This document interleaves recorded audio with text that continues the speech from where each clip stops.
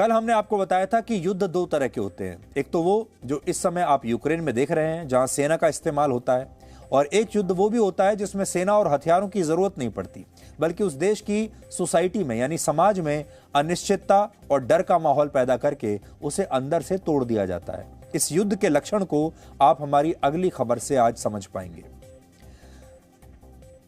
आतंकवादी संगठन अल कायदा के प्रमुख अयमान अल जवाहिरी ने भारत में हिजाब के विवाद को लेकर आंदोलन चला रही मुस्लिम छात्राओं के समर्थन में अपना एक वीडियो जारी किया है और कहा है कि भारत के मुसलमानों को भी इस आंदोलन को मजबूत करना चाहिए।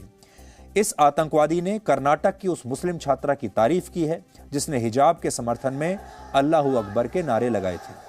आज अल जवाहिरी वही भाषा बोल रहा है जो हमारे देश के एक खास वर्ग द्वारा बोली जाती है।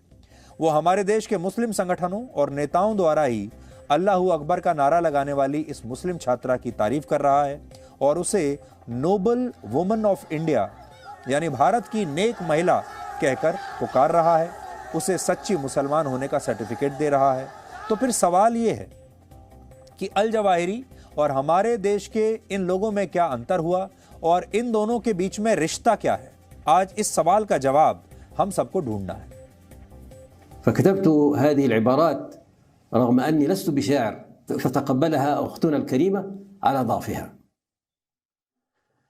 شمخ الحجاب مكبرا لن أستكين، هتف الحجاب تعلموا مني اليقين، أنا عزة الإسلام رغم الحاقدين، أنا بنت إسلامي وعز المسلمين، أنا قمة الأخلاق في العفن المهين، أنا دعوة التوحيد ضد المشركين، أنا نفخة الإيمان موت الملحدين، أنا معلم ومنارة للمهتدين،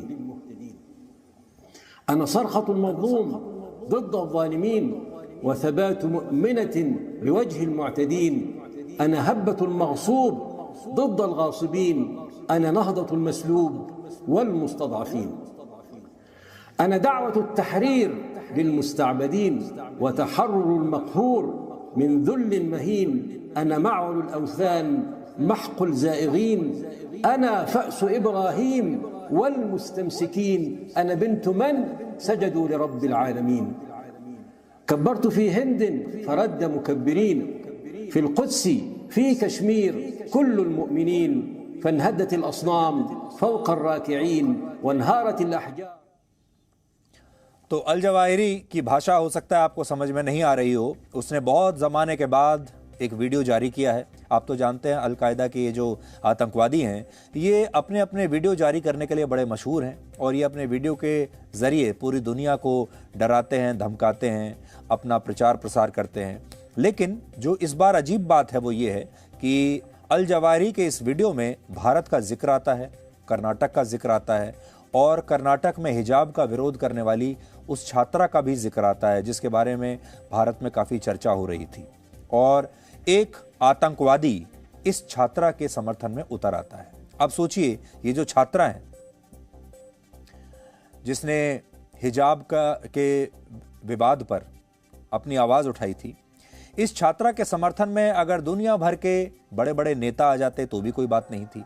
इस छात्रा के समर्थन में मान लीजिए दुनिया के बड़े बड़े जो साहित्यकार हैं, बड़े बड़े लेखक हैं, बड़े बड़े बुद्धिजीवी हैं, इस तरह के लोग अगर आते तो बात समझ में आती कि वो एक छात्रा को अपना समर्थन दे रहे हैं। लेकिन इस छात्रा के समर्थन में सबसे पहले कौन आया? ये आतंकवादी आया। तो ये एक बड़ा अजीब सा कॉम्बिनेशन है कि हमारे देश में छात्रों का एक आंदोलन होता है हिजाब को लेकर और फिर अल कायदा के आतंकवादी उस आंदोलन के समर्थन में उतर आते हैं, वीडियो जारी करते हैं, भारत का नाम लेते हैं और इन लड़कियों की तारीफ करते हैं। इस लड़की के लिए अल जवाहिरी ने बाकायदा एक कविता कही है। जो भी हमने आपको वीडियो दिखाया उसमें अल जवाहिरी एक कविता सुना रहा है जो उसने इसी विवाद को लेकर लिखी है। तो आप सोचिए, ये जो रिश्ता है दोनों के बीच में, ये पूरी दुनिया में उजागर हो गया है। अब अल जवाहिरी वही आतंकवादी है जिसने अमेरिका पर 9/11 के हमले की योजना बनाई थी जिसमें लगभग 3000 लोग मारे गए थे। और वर्ष 2011 में जब अमेरिका ने उसामा बिन लादेन को एक सैन्य ऑपरेशन में मार दिया था, तब अल जवाहिरी को ही दुनिया भर के जिहादियों ने अल-कायदा का प्रमुख बना दिया था और आज अल-कायदा दुनिया भर में 800 से ज्यादा बड़े आतंकवादी हमले कर चुका है, जिनमें 9000 लोग मारे गए हैं। वो अल-कायदा आज हमारे कर्नाटक की इन छात्राओं के समर्थन में आया है। अब एक बार सोचकर देखिए, जो आतंकवादी पूरी दुनिया में जिहाद करके इस्लाम का विस्तार कर रहा है, लोगों की हत्या कर रहा है, आतंकवाद फैला रहा है इस्लाम के नाम पर, अगर वो भारत में हिजाब की मांग को अपना समर्थन देता है और उन मुस्लिम छात्राओं की प्रशंसा करता है जो लगातार इस विरोध में, इस आंदोलन में शामिल हैं, तो फिर इससे क्या साबित होता है? इससे यही साबित होता है कि इस आंदोलन के पीछे कट्टरपंथी ताकतें हैं, बाहर भी जो बैठी हुई हैं, जो भारत को तोड़ना चाहती हैं। हालांकि कर्नाटक की मुस्लिम छात्रा के पिता ने अल जवाहिरी के इस बयान का विरोध आज किया है और कहा है कि इस तरह की ताकतें भारत के लोगों को आपस में लड़वाना चाहती हैं। ನೋಡಿ ಅವ್ರು ಯಾರು ಅಂತ ನನಗೆ ಗೊತ್ತಿಲ್ಲ, ಅವ್ರು ಯಾರು ಹೆಂಗೆ ಏನು ಅಂತಾನೆ ನಮ್ಗೆ ಗೊತ್ತಿಲ್ಲ. ಬಟ್ ನನಗೆ ಈಗ ನಿಮ್ಮ ಮುಖಾಂತರನೇ ನನಗೆ ಗೊತ್ತಾಗಿದ್ದು, ನೀವು ಕ್ಲಿಪ್ ತೋರಿಸಾದ್ಮೇಲೆ ಅವ್ರು ಹಿಂಗೆ ಹೇಳ್ತಾವ್ರೆ ಅಂತ ಹೇಳಿದ್ಮೇಲೆ ಗೊತ್ತಾಗಿದ್ದು. ಅವ್ರು ಯಾರಂತಾನೂ ಗೊತ್ತಿಲ್ಲ ನನಗೆ ಅದ್ರ ಬಗ್ಗೆ. तो हमें बड़ी खुशी है कि उस लड़की के पिता ने आज सबके सामने बाहर आकर इस आतंकवादी की आलोचना की है और वो इसके मकसद को भी समझ गए कि ये जो आतंकवादी है और इस तरह के जो संगठन होते हैं, आतंकवादी संगठन, ये भारत के ही लोगों को आपस में लड़वाना चाहते हैं। लेकिन बड़ी बात यह है कि जितने भी लोग उस दिन मुस्कान नाम की इस लड़की का समर्थन कर रहे थे, इसे शाबाशी दे रहे थे, तमाम लोग आज बिल्कुल चुप बैठे हैं। उन्होंने अल जवाहिरी के इस वीडियो का कोई विरोध नहीं किया। अल जवाहिरी को एक बार भी ये नहीं कहा कि हमारे देश के मसलों से दूर रहो, और एक आतंकवादी को कोई हक ही नहीं है कि वो अपना कैसा भी समर्थन या कोई भी बात अपने मुंह से भी वो भारत का नाम ले सके। तो ये कितना बड़ा और भद्दा मजाक है कि जिस आतंकवादी को अमेरिका ने मोस्ट वांटेड की सूची में रखा है, जिस पर 190 करोड़ रुपए का इनाम है, वो दुनिया के सबसे बड़े लोकतंत्र को ये बता रहा है कि यहाँ मुसलमान सुरक्षित नहीं है और उन्हें दबाया जा रहा है। अल जवाहिरी ने 8 साल बाद अपने किसी वीडियो में भारत को लेकर इतनी खतरनाक बातें कही हैं। इससे पहले उसने 2014 में भारत को लेकर एक वीडियो जारी किया था, जिसमें उसने कहा था कि वो भारत के मुसलमानों के साथ हमेशा खड़ा रहेगा और उन सीमाओं को समाप्त कर देगा जो भारत को एक इस्लामिक राष्ट्र बनने से रोकती हैं। यानी वो भारत के इस्लामीकरण की बात कर रहा था और आज 8 साल बाद भी वो भारत के मुसलमानों को ही अपने ही देश के खिलाफ विद्रोह करने के लिए भड़का रहा है। हमारे देश में ऐसे लोगों की कमी नहीं जो आतंकवादियों के प्रति नरमी दिखाते हैं, कहते हैं कि ये तो भटके हुए लोग हैं। कई बार आपने सुना होगा लोग आतंकवादियों को लेकर अपनी सहानुभूति दिखाते हुए कहते हैं कि ये असल में लोग ये भटक गए हैं, इन पर तरस खाइए, इनकी बातों पर ध्यान मत दीजिए। लेकिन आज हम इन्हीं भटके हुए आतंकवादियों की शैक्षिक योग्यता के बारे में आपको बताना चाहते हैं। ये आतंकवादी कोई अनपढ़ गंवार आतंकवादी नहीं है जो भटक गए हैं किसी की बातों में आके, सब पढ़े लिखे आतंकवादी हैं ये। और अब नजर डालिए आप, 1993 के मुंबई बम धमाकों का दोषी याकूब मेमन एक चार्टर्ड अकाउंटेंट था, एक सीए था। ISIS का जो चीफ था अबू बकर अल बगदादी, वो एक PhD स्कॉलर था। अल कायदा का प्रमुख Osama bin Laden civil engineer था।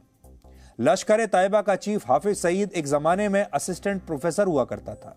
जम्मू कश्मीर में एनकाउंटर के दौरान मारे गए आतंकवादी बुरहान वानी के लिए यह कहा जाता है कि वो तो एक क्रिकेटर बनना चाहता था, क्रिकेटर बनने के सपने देखता था और एक स्कूल हेडमास्टर का मासूम बेटा था, लेकिन परिस्थितियों ने उसे अपने मकसद से भटका दिया और वो आतंकवादी बन गया।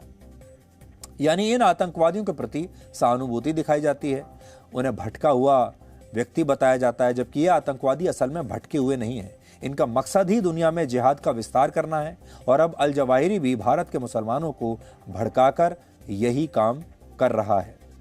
लेकिन हमें यकीन है कि भारत के जो मुसलमान हैं वो अपने देश से प्यार करते हैं, वो भी अपने देश को उतना ही सम्मान देते हैं जितना कि कोई और वो इस तरह के आतंकवादियों के बहकावे में बिल्कुल नहीं आएंगे। बल्कि अच्छा तो ये रहेगा कि हमारे देश के ही आतंकवादी, हमारे देश के ही जो मुसलमान हैं, वो इस आतंकवादी को खुलकर एक करारा जवाब दें और हमारे ही देश के मुसलमान इसे ये बताएं कि इसे अपनी जुबान से भारत का नाम भी लेने का कोई अधिकार नहीं है। Presenting B News app available on Google Play and App Store. Download it now.